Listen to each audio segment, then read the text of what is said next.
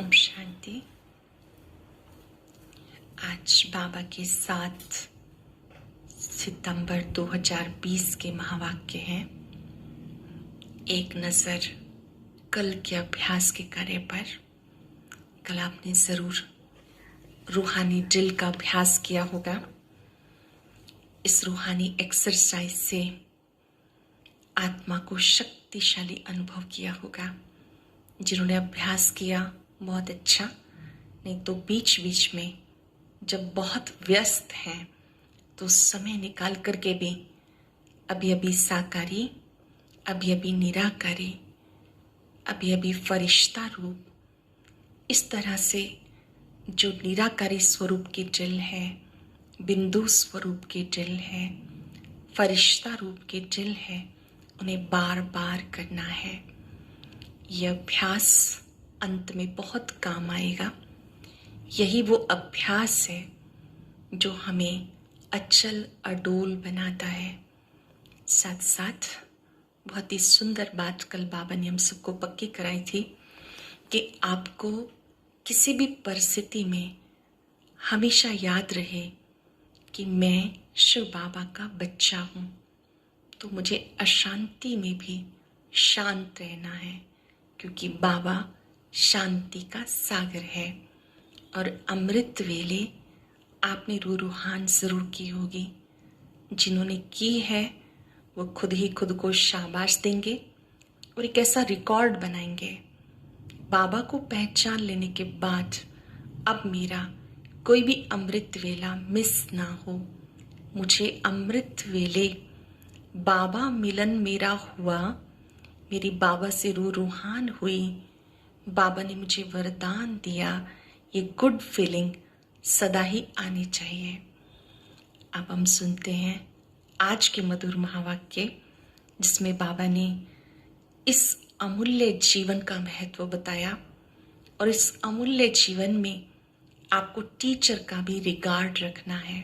बाबा का रिगार्ड क्या है, अंतर्मुखता की गुफा क्या है, और किस तरह से सब कुछ करते हुए हमें लाइट रहना है, फरिश्ता बन के रहना है। सुनते हैं विस्तार से। बाबा ने कहा, मीठे बच्चे, बाबा आए हैं तुम पुराने भक्तों को भक्ति का फल देने के लिए। बाबा परम धाम से क्यों आए हैं? हम सब जो पुराने भक्त हैं उन्हें भक्ति का फल देने के लिए।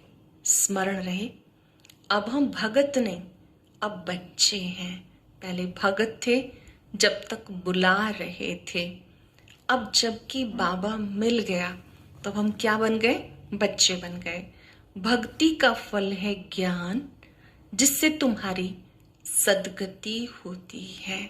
किसी आत्मा ने सच्चे दिल से भक्ति की है तो भक्ति का फल है ज्ञान।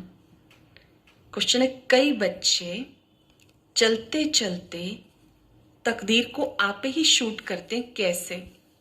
कई बच्चे ज्ञान मार्ग में चलते हैं, चलते चलते अपनी तकदीर को आप ही शूट कर देते हैं। कैसे कैसे करते हैं? अभी तो हम सब अपनी तकदीर बनाने लगे हैं, ये तकदीर बनाने की वेला है, बट शूट कैसे करते हैं? अगर बाबा का बनकर सर्विस नहीं करते हैं, अपने पर दूसरों पर रहम नहीं करते हैं, तो वो अपनी तकदीर को शूट करते हैं, अर्थात पदभ्रष्ट हो जाते हैं। अगर बाबा का बनकर सेवा नहीं करते हैं, दूसरों पे रहम नहीं करते हैं, तो अपनी तकदीर को शूट करते हैं, अर्थात पदभ्रष्ट हो जाते हैं। अच्छी रीति पढ़ें, योग में रहें तो पद अच्छा मिले। ध्यान से समझेंगे। अच्छी तरह से पढ़ना मतलब हर रोज पढ़ना, निश्चय बुद्धि होकर पढ़ना, और ये सोच कर कि बाबा ने जो कहा मेरे लिए कहा।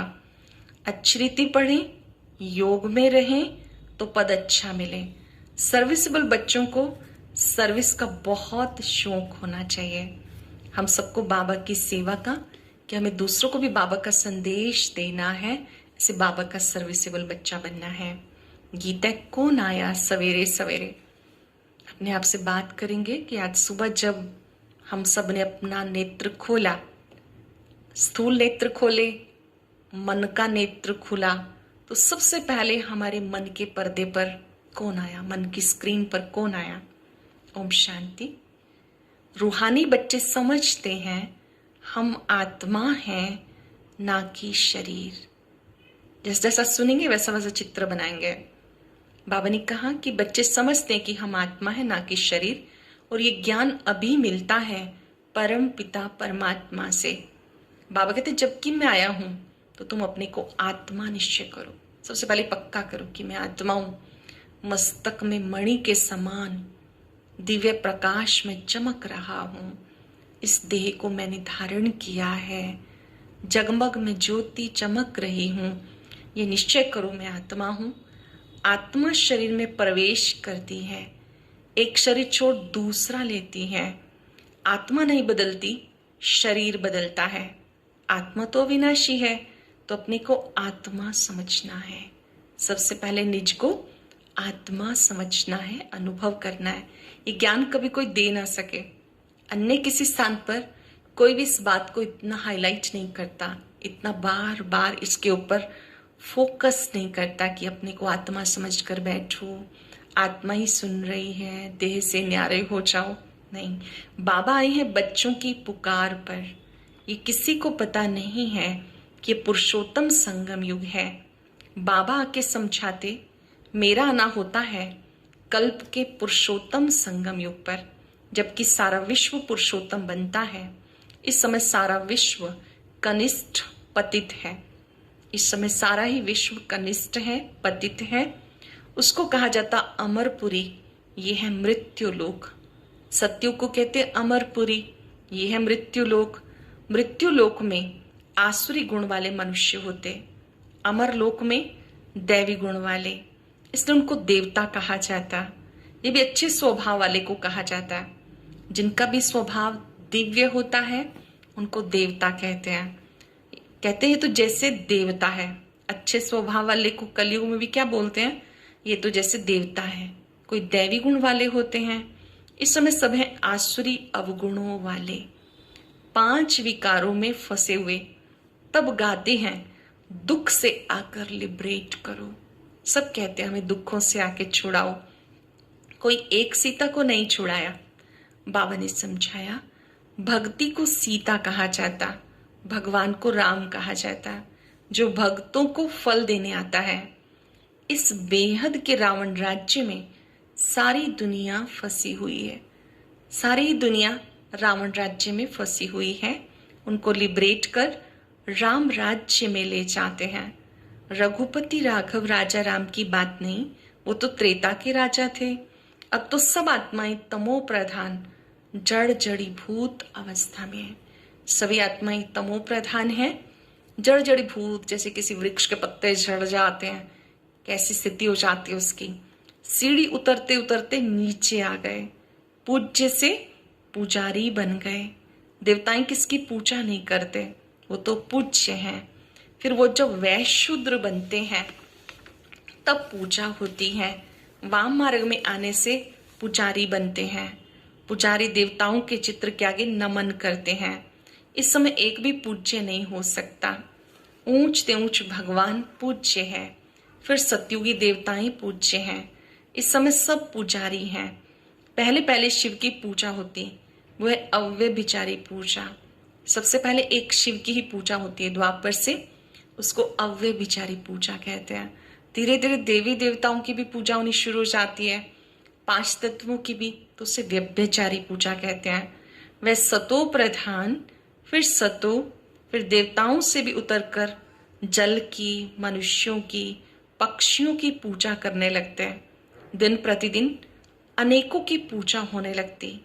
आजकल रिलीजियस कॉन्फ्रेंस बहुत होती हैं, कभी आदि सनातन धर्म वालों की, कभी जैनियों की, कभी आर्य समाजियों की, बहुतों को बुलाते हैं क्योंकि हर एक अपने धर्म को ऊंचा समझते हैं। बाबा समझाते अब तुम आत्माएं यहाँ पर पार्ट बजाने आई हो, फिर वापस जाना है। इन बातों को तुम समझते हो। अभी खेल पूरा हो रहा है, एक धर्म, एक से फिर अनेक धर्म, फिर से एक धर्म की स्थापना हो रही है। अब वापस घर जाना है। आत्मा ही पार्ट बचाने आती, झाड़ वृद्धि को पाता है। नए नए किस्म के धर्म इमर्ज होते हैं, इसलिए से वैरायटी नाटक कहते हैं। पहले एक धर्म, आदि सनातन देवी देवता धर्म, फिर द्वापर में और भी 3 धर्म आ जाते, 4 धर्म हो जाते, कलयुग में अनेक धर्म ऐसे बाबा कहते बढ़ते जाते। इस समय तुम ब्राह्मण हो, तुम मुख वंशावली हो। इस समय हम कौन है? ब्रह्मा की संतान, ब्रह्मा मुख वंशावली ब्राह्मण। वास्तव में देवताओं से भी ऊंच ब्राह्मणों को कहेंगे। इस समय हम सब ब्राह्मण हैं, जबकि हम डायरेक्ट ईश्वरीय पालना में पल रहे हैं, तो हम देवताओं से भी ऊंचे हैं। हालांकि देवता हमें ही बनना है, लेकिन इस समय देखो हमें पढ़ाता कौन है, जगाता कौन है, गाइडेंस कौन देता है।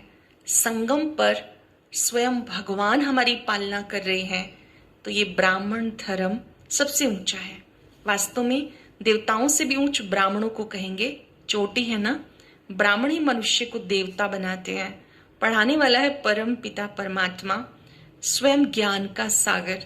ये किसी को पता नहीं है, किसी को नहीं पता। ज्ञान सागर खुद पढ़ाने आते हैं। बाप के पास आकर ब्राह्मण बनकर फिर भी कल शूद्र बन जाते हैं। कोई कोई बाबा का बनकर बाबा को छोड़ के चले जाते हैं, शूद्र बन जाते हैं। पुराने संस्कार पलटने में बड़ी मेहनत लगती है। अपने को आत्मा निश्चय कर बाप से वर्षा लेना है। रूहानी बाप से रूहानी बच्चे ही वर्षा लेंगे। बाबा को याद करने में माया विघन डालती है। जब हम शिव बाबा को याद करते हैं तो उसमें माया बहुत विघन डालती है। बाबा कहते हाथ कार्डे दिल यार्डे, ये बहुत सहज है। हाथों से काम करते रहो, बुद्धि से बाबा को याद करते रहो। भोजन बन रहा है, अंदर में स्मृति है, बाबा के लिए प्रसाद बना रही हूँ। ऑफिस में काम कर रहे हैं, हम सोच रहे हैं बाबा का ऑफिस है, बाबा मुझसे सेवा करा रहे हैं। हाथों से काम करते रहें, बुद्धि बाबा की याद में लगी रहे। जैसे आशिक माशूक होते हैं, एक दो को देखने के बगैर रह ना सके, बाबा तो माशूक ही है। आशिक सब बच्चे हैं जो बाबा को याद करते रहते हैं। एक बाप ही है जो कभी किसी पे आशिक नहीं होता है, क्योंकि उनसे ऊंच कोई है ही नहीं। बाकी हाँ, बच्चों की महिमा करते हैं। तुम भक्ति मार्ग से लेके मुझ माशूक के सब आशिक हो, बुलाते हो आके दुखों से लिबरेट करो, पावन बनाओ। तुम सब ब्राइड्स हो, मैं ब्राइड ग्रूम हूँ। सब आत्माएं सजनियां हैं, बाबा साजन है। तुम सब आसुरी जेल में फंसे हुए हो, मैं आके तुम्हें छुड़ाता हूँ। आसुरी जेल मतलब विकारों के जेल में फंसे हुए हो, मैं तुम्हें छुड़ाता हूँ। यहाँ मेहनत बहुत है। क्रिमिनल आई धोखा देती है, सिविल आई बनने में मेहनत लगती है। हमारी विकारी दृष्टि समाप्त हो जाए, दैहिक दृष्टि समाप्त हो जाए, आत्मिक दृष्टि पक्की हो जाए, इसमें मेहनत है। देवताओं के कितने अच्छे कैरेक्टर्स हैं, अब ऐसा देवता बनाने वाला जरूर चाहिए। देवी देवताओं के कैरेक्टर्स, मैनर्स कितने अच्छे होते हैं, बाबा कहते ऐसे बनाने वाला जरूर चाहिए। कॉन्फ्रेंस में टॉपिक रखी है मानव जीवन में धर्म की आवश्यकता। कॉन्फ्रेंस में टॉपिक है मानव जीवन में धर्म की आवश्यकता। ड्रामा को ना जानने के कारण मूंझे हुए हैं, तुम्हारे सिवाय कोई समझा ना सके। क्रिश्चियन अथवा बोधि आदि को थोड़ा ही मालूम है कि क्राइस्ट बुद्ध आदि फिर कब आएंगे। तुम हिसाब बता सकते हो। समझाना है, धर्म की तो आवश्यकता है ना। पहले पहले कौन सा धर्म था, फिर कौन से धर्म आए। अपने धर्म वाले भी पूरा समझते नहीं, योग नहीं लगाते। योग के बिना ताकत नहीं आती है।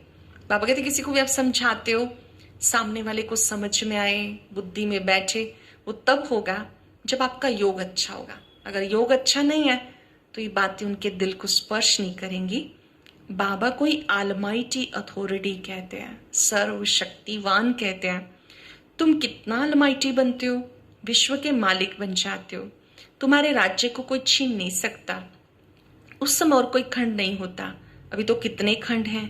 ये सृष्टि चक्र कैसे फिरता है, ये 5-4 वर्ष का चक्र है। बाकी सृष्टि लंबी कितनी है मैं थोड़ा ही माप कर सकते। धरती का करके माप कर भी सकते, सागर का तो कर ना सके। आकाश और सागर का कोई अंत नहीं पा सकता। तो समझाना है धर्म की आवश्यकता क्यों है, मानव जीवन में धर्म की आवश्यकता क्या है। सारा चक्र बनाई धर्मों पर है। ये वैरायटी धर्मों का झाड़ है। स्वीकार करेंगे ये वैरायटी धर्मों का झाड़ है। ये झाड़ है अंधों के आगे आईना। जो कल्प वृक्ष का चित्र है, इसमें विभिन्न धर्मों की जानकारी है। कौन सा धर्म कब आता है, कौन सा पाठ पढ़ाता है। बाबा कहते अंधों के आगे आईना है। तुम अब बाहर सर्विस पर निकले हो, आहिस्ते आहिस्ते तुम्हारी वृद्धि होती जाती है। तूफान लगने से बहुत पत्ते गिर जाते हैं, कभी कभी कई तूफानों में घबरा जाते हैं, परीक्षाओं में डर जाते हैं, थोड़ा सा पेपर आया घबरा जाते हैं। और धर्मों में तूफान लगने की बात नहीं रहती, उनका तो ऊपर से आना ही है। यहाँ तुम्हारी स्थापना बड़ी वंडरफुल है। पहले पहले जो भगत हैं उनको ही आकर भगवान को फल देना है, अपने घर ले जाने का। जो पुराने भगत हैं वो पहले आते हैं, भक्ति का फल प्राप्त करते हैं, बाबा घर ले जाते हैं, बुलाते हैं हम आत्माओं को घर ले जाओ। किसी को पता नहीं, बाप स्वर्ग का राजभाग देते हैं। सन्यासी लोग सुख को मानते नहीं, वो चाहते मोक्ष हो। मोक्ष को वर्षा नहीं कहा जाता। खुद शिव बाबा को भी पार्ट बजाना पड़ता है, फिर किसी को मोक्ष में कैसे रख सकते। स्वयं भगवान को भी आना ही होता है, सृष्टि पर स्थापना का कार्य कराना होता है, फिर अन्य किसी को मोक्ष कैसे मिल सकता है। समझेंगे हम इस बात को। व्यक्ति दुखों से मोक्ष चाहता है। अधिक समय जब आत्माएं मूल वतन में रहती हैं, कम समय पार्ट बजाने आती हैं, तो लोग उसे मोक्ष समझ लेते हैं। वैसे बाबा कहते हर एक को पार्ट बजाने आना ही है। कोई तो पूरे 84 जन्म लेते हैं, अधिक से अधिक 84 जन्म, कम से कम एक जन्म। फिर शिव बाबा को भी पार्ट बजाने आना ही होता है, तो अन्य किसी को मोक्ष में कैसे रखेंगे। तुम ब्रह्मा कुमार कुमारियां अपने धर्म और सबके धर्म को जानते हो, तुम्हें तरस पड़ना चाहिए। हम ब्रह्मा कुमार कुमारियां हैं, अन्य धर्मों के बारे में भी जानते हैं। हमें पता है वैरायटी धर्मों का झाड़ है। हमें किसी धर्म से कोई घृणा नहीं, कोई क्रिटिसिज्म नहीं, बल्कि हम सभी धर्मों का सम्मान करते हैं।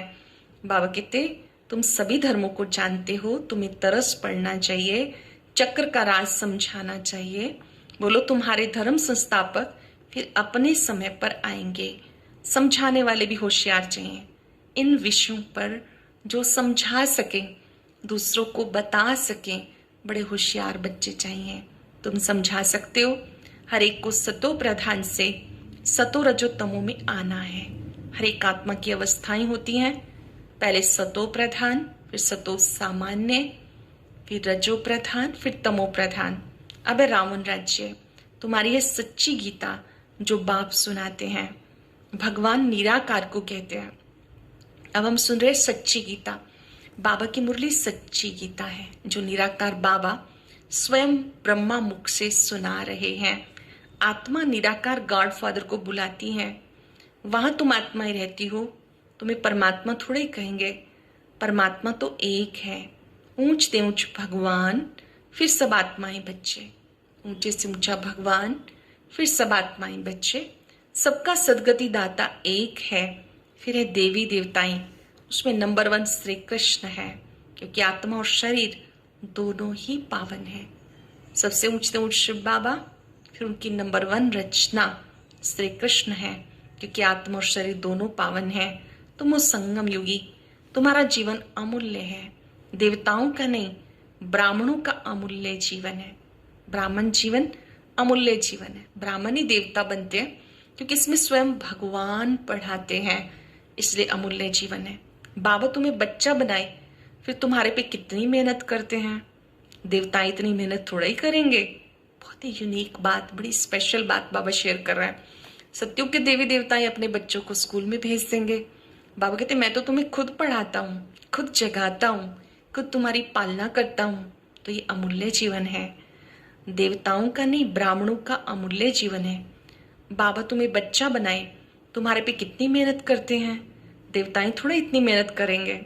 वो तो पढ़ाने के लिए अपने बच्चों को स्कूल में भेज देंगे। यहाँ बाबा बैठ पढ़ाते हैं। वह बाप, टीचर, सतगुरु है। कितना रिगार्ड होना चाहिए। सर्विसेबल बच्चों को सर्विस का बहुत शौक होना चाहिए। सर्विसेबल बच्चों को सेवा का बहुत शौक होना चाहिए। बहुत थोड़े हैं जो अच्छे होशियार हैं, सेवा में लगे हुए हैं। हैंड्स तो चाहिए ना सेवा करने के लिए। बाबा को सहयोगी भुजाएं तो चाहिए ना। लड़ाई के मैदान में जाने के लिए जिनको सिखाते हैं उनको नौकरी आदि सब छुड़ा देते, उनके पास लिस्ट रहती, फिर मिलिट्री को कोई रिफ्यूज कर ना सके कि हम मैदान पर नहीं जाएंगे। ड्रिल सिखाते हैं कि जरूरत पड़ने पे बुला सकें, रिफ्यूज करने वाले पर केस चलाते हैं। यहाँ वो बात नहीं है।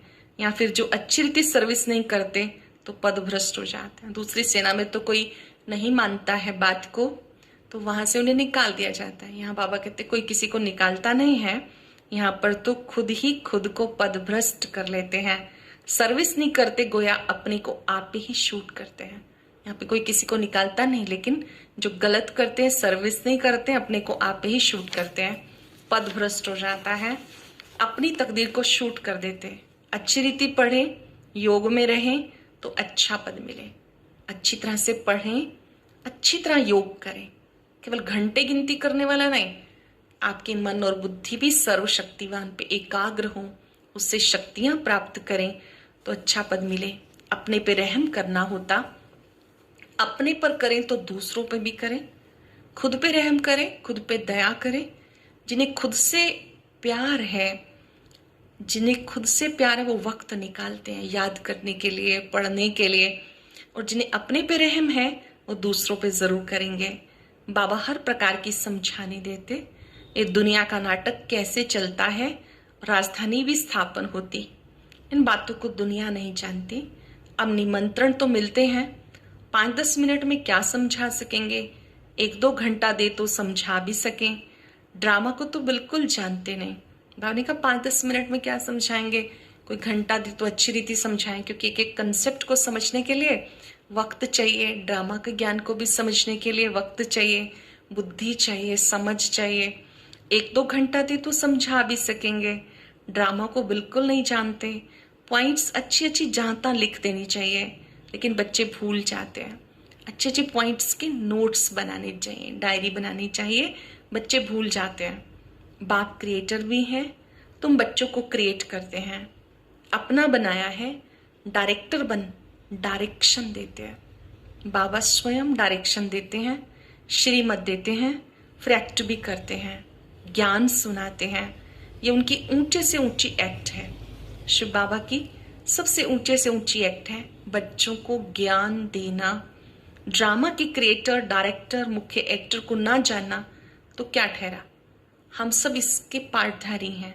एक्टर होकर हमें डायरेक्टर का पता नहीं, क्रिएटर का पता नहीं, तो बाबा कहते फिर क्या जाना, उसे क्या कहेंगे। अच्छा, मीठे मीठे सिक्के लदे बच्चों प्रति माता पिता बाप दादा का याद प्यार, गुड मॉर्निंग। रूहानी बाप की रूहानी बच्चों को नमस्ते। रूहानी बच्चों की रूहानी बाप दादा को नमस्ते नमस्ते, गुड मॉर्निंग। शुक्रिया बाबा, शुक्रिया। धारणा के लिए सार चिंतन करेंगे। आज की मुख्य बात, आज बाबा ने खास बात कौन सी पक्की कराई, सोच लीजिए कुछ क्षण के लिए साइलेंस में। कुछ सेकंड के लिए अपने सामने महाज्योति को लाएं, परम शिक्षक की शिक्षाओं को स्मरण करें। आज मेरे बाबा ने मुझे क्या क्या समझाया, जिसे मैं करने के लिए तैयार हूं। सुनेंगे। इस अमूल्य जीवन में पढ़ाने वाले टीचर का बहुत रिगार्ड रखना है। पढ़ाने वाले टीचर का, बाबा का बहुत रिगार्ड रखना है। पढ़ाई में अच्छा होशियार बन, सर्विस में लगना है। अपने ऊपर आप ही रहम करना है, खुद पे खुद रहम करना है। अपने आप को सुधारने के लिए सिविलाइज्ड बनना है, अपने कैरेक्टर सुधारने हैं, मनुष्य को देवता बनाने की सेवा करनी है। अपने कैरेक्टर को खुद सुधारना है, मानव को देवता बनाने की सेवा करनी है। अब सुनेंगे वरदान। संकल्प और बोल के विस्तार को सार में लाने वाले अंतर्मुखी भव।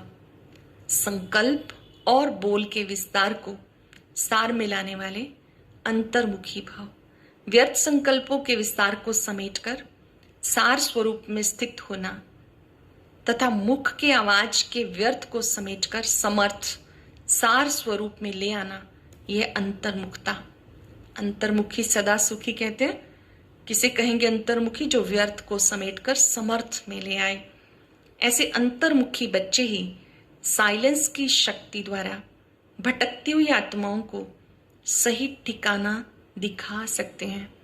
ऐसे जो बच्चे अंतर्मुखी हैं वही अन्य आत्माओं को, भटकती हुई आत्माओं को सही रास्ता दिखा सकते हैं। इस साइलेंस की शक्ति अनेक रूहानी रंगत दिखाती है। साइलेंस की शक्ति से हर आत्मा के मन का आवाज इतना समीप सुनाई देता है जैसे कोई सम्मुख बोल रहा है। इस शक्ति से सामने वाले के दिल का आवाज ऐसे स्पष्ट सुनाई देता है जैसे कोई सम्मुख बोल रहा है। स्लोगन है, स्वभाव संस्कार संबंध संपर्क में लाइट रहना अर्थात फरिश्ता बनना। स्वभाव संस्कार संबंध संपर्क में लाइट रहना अर्थात फरिश्ता बनना। आज हम सब अभ्यास करेंगे। ये मेरा ब्राह्मण जीवन अमूल्य जीवन है। अभ्यास करें, मैं संगम युगी ब्राह्मण हूं। देवी देवताओं से भी अति श्रेष्ठ। मुझे जगाता भी भगवान है, पढ़ाता भी भगवान है। मेरे हर कर्म में वो साथ है, साथी है। सचमुच मेरा भाग्य अति श्रेष्ठ है। सतयुग के देवी देवताएं अपने बच्चों को स्कूल में पढ़ने भेजेंगे। मेरे शिक्षक स्वयं परम पिता हैं। वाह मेरा श्रेष्ठ जीवन, वाह वाह भाग्य विधाता, वाह वाह ब्राह्मण जीवन, वाह। आज से मुझे इस पढ़ाई को अच्छी रीति पढ़ना है, अच्छी तरह से योग में रहना है। 3 बार मन में दोहराएं, मैं संगम युगी ब्राह्मण आत्मा हूं।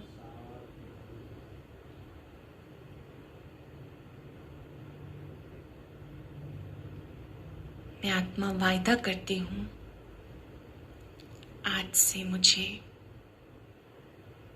इस अमूल्य जीवन को अमूल्य समझ सेवा में लगना है।